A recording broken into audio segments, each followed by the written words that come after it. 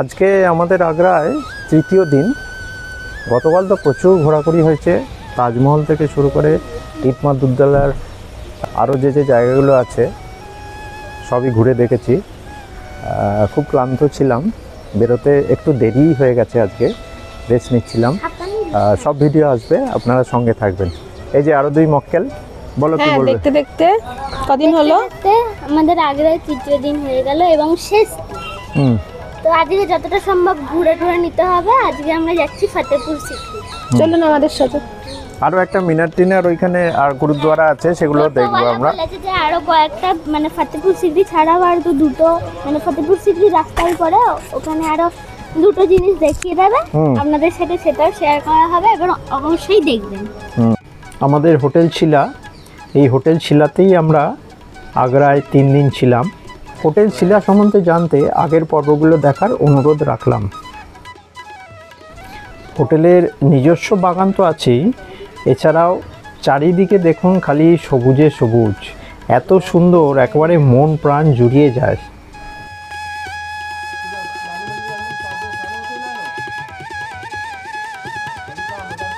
এটা হচ্ছে ওদের নিজস্ব রেস্টুরেন্ট। আপনি এখানেও খেতে পারেন, আর এখানে বাইরে বসেও খেতে পারেন ব্রেকফাস্ট। রোদ পোয়াতেও এখানে ব্রেকফাস্ট খেতে পারেন। এখানে ইস্ট গেটের দুটো এন্ট্রি আছে, যেহেতু একটা পার্টিকুলার ডিস্টেন্স অবধি অটো আসে। একটা ডিস্টেন্স হচ্ছে তাজমহল থেকে 500 মিটার, সেই যে গেটটায় আছে সেই গেটটার নাম হচ্ছে মাদ্রাসা পূর্বী গেট। আর একটা গেট আছে যেটা বাঁদিকে সোজা চলে যেতে হয়, সেটা হচ্ছে 1 কিলোমিটার দূরে। তো যখন আপনারা আসবেন তখন সেটা কিন্তু বলে নিতে হবে যে কোন গেটটায় নামবেন, শুধু কিন্তু ইস্ট গেট বললে হবে না, কারণ তারপর থেকে হেঁটে আসতে হবে, কারণ 2 কিলোমিটারের মধ্যে কোনো কিছু ট্রান্সপোর্ট যা পেট্রোল বা ডিজেলে চলে সেগুলো অ্যালাউ করে না, তাই তো? এই সামনের যে রাস্তাটা, যেটা হোটেল শিলার এন্ট্রান্স অবধি চলে গেছে, তার বাদিকটা পুরোই বাগান। পেছনে যে ঘরগুলো আছে সেই ঘরগুলো অবধি এই বাগানটা এক্সটেন্ড করেছে।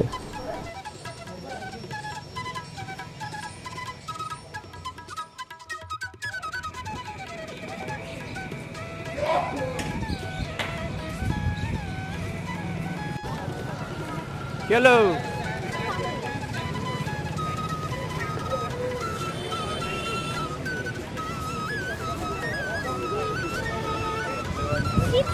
সকালে ব্রেকফাস্ট করতে চলে এলাম শিবশক্তি রেস্টুরেন্টে। পুরো ভেজ আইটেমের রেস্টুরেন্ট, খুব ভালো। আমাদের ব্রেকফাস্ট দিয়ে গেল পুরি, রায়তা, ছোলে আর আলুর তরকারি একটা, আর এদিকে দিয়েছে আলুর তরকারি দিয়েছে, আর এটা হচ্ছে পামকিনের তরকারি, খুব টেস্টি, আর রায়তা আর পুরি, আর কুল্লার চায় দিয়েছে। মানে তরকারিটা দেখছেন, এটা কিন্তু এই দেখুন কুমড়োর তরকারি, কুমড়োর খোসাটা ওরা রেখেছে এবং এমনভাবে জিনিসটা কষিয়েছে যে এটা কুমড়ো বলে প্রথমে মনেই হয় না, হেভি টেস্ট। আর এই আলুর তরকারির মধ্যে ছোট ছোট পনির দিয়ে দিয়েছে, এই যে পনিরের কিউব, খুব ভালো খেতে, তবে এটা একটু ঝালটা বেশি। আর দিয়েছে রায়তা, রায়তায় বুন্দির রায়তা খেতে বেশ ভালোই লাগছে। আরেকটা তরকারি ভেরিয়েশন দিয়েছে, সেটা হচ্ছে এই ছোলে বাটুর। ছোলে বাটুরটা একটু ঝাল ঝাল আছে কিন্তু মশলাদার, ভালো, মোটের উপর ভালো। আর কুল্লারে যে চা নিয়েছি, সুপার। আমরা দাঁড়িয়ে আছি এখন কোথায় বলো? ইস্ট গেটের টিকিট এন্ট্রি যেটা, সেই হ্যাঁ, তাজমহলের যে ইস্ট গেট আছে তার যে এন্ট্রি গেট, তার পাশে দাঁড়িয়ে আছি। আমাদের প্ল্যানটা একটু চেঞ্জ হয়েছে। গাড়ি যে বুক করেছিলাম, সকালে আসার কথা ছিল যে আমাদের ফতেপুর সিক্রি নিয়ে যাবে, সে শেষ মুহূর্তে বললো গাড়ির কি প্রবলেম হয়েছে, মানে ঝুলিয়ে দিয়েছে আর কি। এইবার সেই বললো যে ঈদগাহ বাস স্ট্যান্ডে যেতে এই ইস্ট গেট থেকে নেবে 120-150 টাকার মতো বললো, এবং সেখান থেকে নাকি 24 ঘন্টায় এসি বাস ছাড়ে ফতেপুর সিক্রির জন্য। এবারে সেই উদ্দেশ্যে আমরা যাচ্ছি।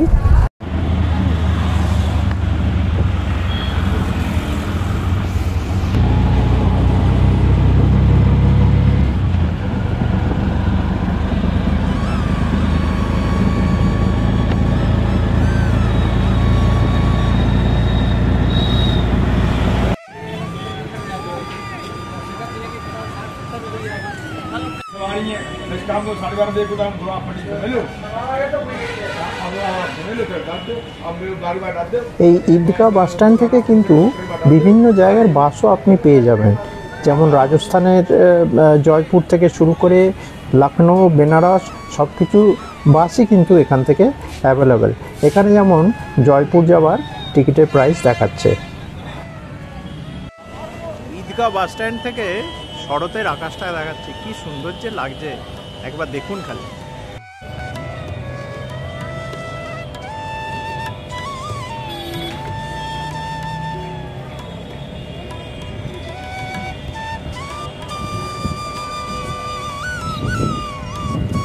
আমার পেছনে যে বাসটা দেখছেন কমলা রঙের, এবার এটা ছাড়বে ঠিক 15 মিনিট পরে। এখন বাজে দুপুর 1টা। এবার কিছুক্ষণ ওয়েট করতে হলো, তারপরে এই বাস এলো। এটা এসি বাস এবং 24 ঘন্টায় সার্ভিস বলছে। লাস্ট বাস ফতেপুর সিকরি থেকে ছাড়ে 6টা 20-তে। মানে কেউ যদি সকালবেলা বেরিয়ে যায়, সারাদিন দেখে ওই টাইমের মধ্যে ব্যাক করতে পারে। ভাড়া হচ্ছে 55 টাকা পার পার্সন। এবার ঈদগাহ বাস স্ট্যান্ড থেকে এটা ছেড়ে 1 ঘন্টা লাগে ফতেপুর সিকরি যেতে। বাস স্ট্যান্ডটা আরেকবার ঘুরিয়ে দেখে দিই।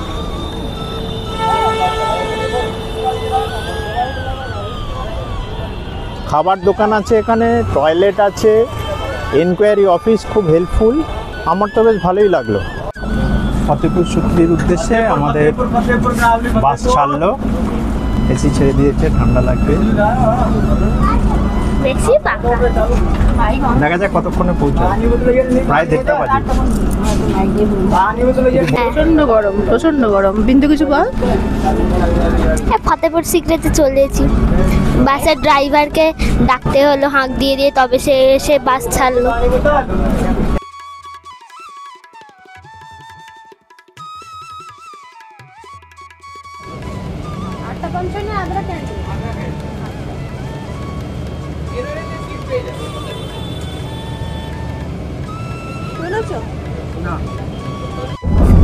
আচ্ছা, আপনারা সবাই জানেন যে আমরা ফতেপুর সিকরির উদ্দেশ্যে যাত্রা করছি এবং এতক্ষণ যে বাস চললো, যেটা বলার জন্য এই ভিডিওটা করছি। রাস্তায় কিন্তু কোনো জার্কিং বা ইয়ে পেলাম না। রাস্তা কিন্তু স্মুথ আর মাখনের মতো। আমরা আস্তে আস্তে ফতেপুর সিকরির উদ্দেশ্যে চলে যাচ্ছি। রাস্তায় কিন্তু কোনো জার্কিং নেই। এই যে বাস চলেছে, বাস কিন্তু স্মুথলি যাচ্ছে। আমার পাশে যিনি বসেছেন, যখন থেকে উঠেছি সুন্দরভাবে ঘুমিয়ে পড়েছেন। আমার মনে হয় ঘুম ভাঙবে একেবারে ফতেপুর সিকরি পৌঁছে। কিছু মানুষের এত ট্যালেন্ট থাকে, সে ভাষায় প্রকাশ করা যায় না। এক্ষুনি রিমি বলল যে আমার পেছনে এবং চারপাশে যারা আছে সবাই ঘুমিয়ে পড়েছে।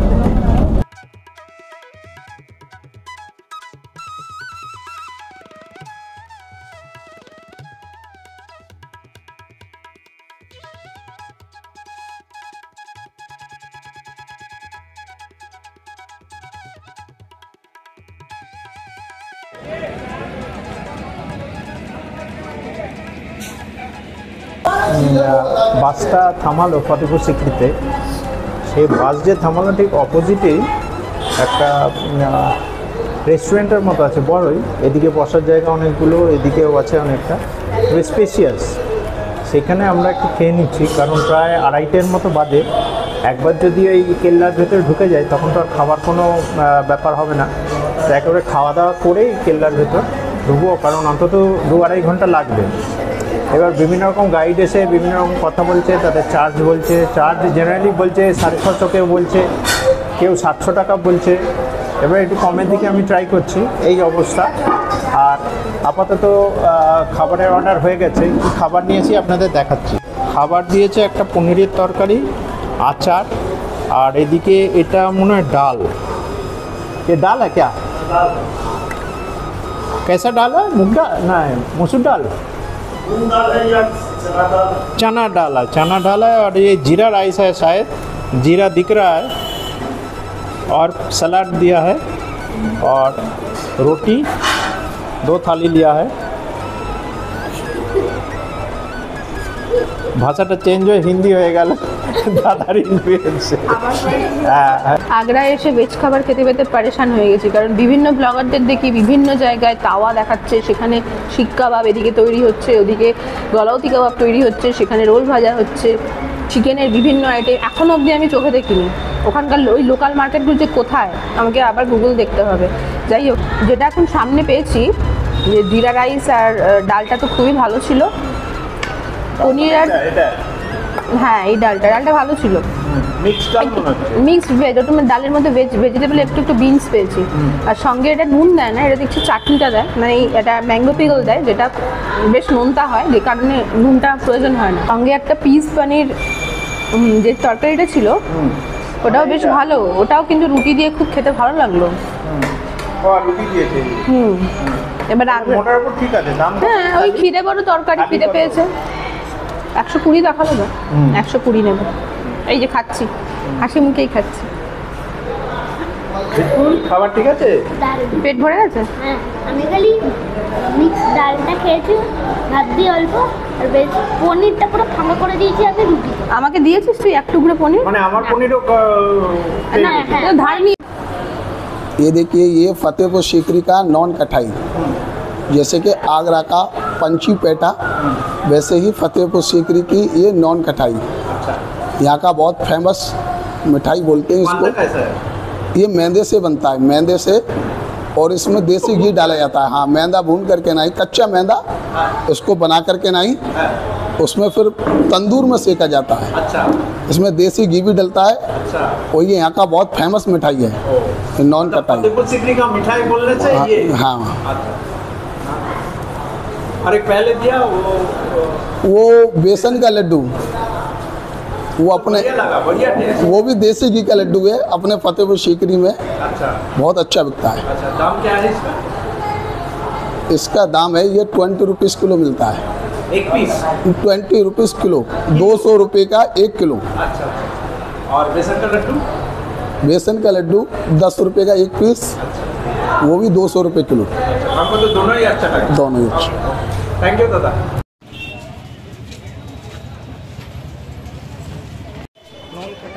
ओ, नान खटा है, नान खटाई इतना कलर में आता है।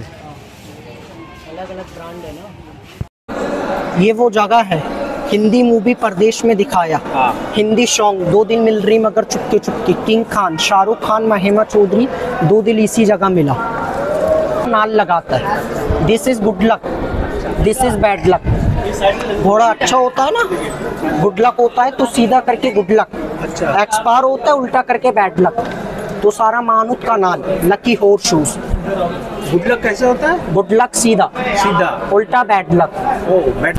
अकबर यहाँ पर आए थे, पहले ऐसा कोई किला नहीं था, फतेहपुर सीकरी जंगल था, पहाड़ी। इस पहाड़ी के ऊपर गुरुजी यहाँ रहते थे झोपड़ी डालकर। अकबर ने आकर मुलाकात की, मानुत किया, प्रार्थना की। इन्हीं की दुआओं से अकबर को हिंदू वाइफ जोधाबाई से 9 महीने बाद बेटा मिला। पहला नाम मोहम्मद सलीम, बाबा ने अपने नाम के ऊपर नाम रखा। सेकंड नाम जहांगीर, जहांगीर के माने सारे जहां का बादशाह। थर्ड नाम शेखू बाबा, हाँ, शेख सलीम चिश्ती की दुआओं से पैदा हुआ। एक ही लड़का था, 3 नाम थे। अगर अकबर को बेटा नहीं होता तो अकबर किला नहीं बनाता, आगरा में ताजमहल नहीं होता, फोर्ट नहीं होता, सिकंदरा नहीं होता। ये गुरुजी का बदौलत है। आज भी लोग गुरुजी का समाधि जाता है, अदब से पहले अपना माथा कवर करता है, हैंकी रुमाल चुन्नी होता है, नहीं होता है। এই প্যাসেজটা তাহলে তো গরম নেই। না, রেড স্যান্ড, রেড স্টোন মানে জন্মেই মারা গেছে তারা, বাচ্চা মেয়েদের। ওইটা भी अनारकली टनल, यहाँ अनारकली को जिंदा दीवार में चुनवाया। हिंदी मूवी मुगले आजम आपने देखा? हाँ, देखा। फिल्म के अंदर दिखाया। हाँ। अनारकली को चुनवाया नहीं, उसको यहाँ से निकाला। फर्स्ट 40 किलोमीटर आगरा फोर्ट, दीवाने आम दीवाने खास, शॉर्टकट। आगरा फोर्ट से फ्रॉम दिल्ली, दिल्ली से Lahore Pakistan. King time India Pakistan एक अलग नहीं था। अभी दीवारें डैमेज हो चुका है, सुरंग को गवर्नमेंट ने बंद कर दिया, अभी नहीं बोनाटाले।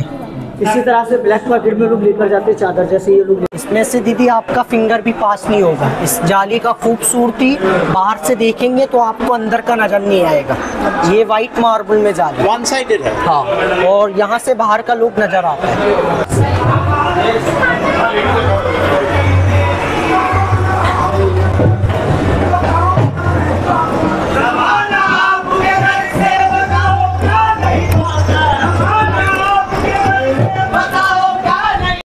1 पीस सिंगल पाथर।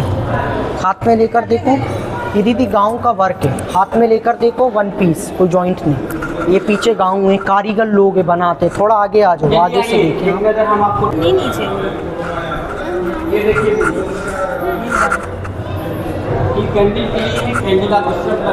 थोड़ा आगे आ जाओ, आगे से देखने का कुछ पैसा है। ये तो गिफ्ट वगैरह देने के लिए अच्छा है। आप किसी को 100, 200, 500 देंगे उसका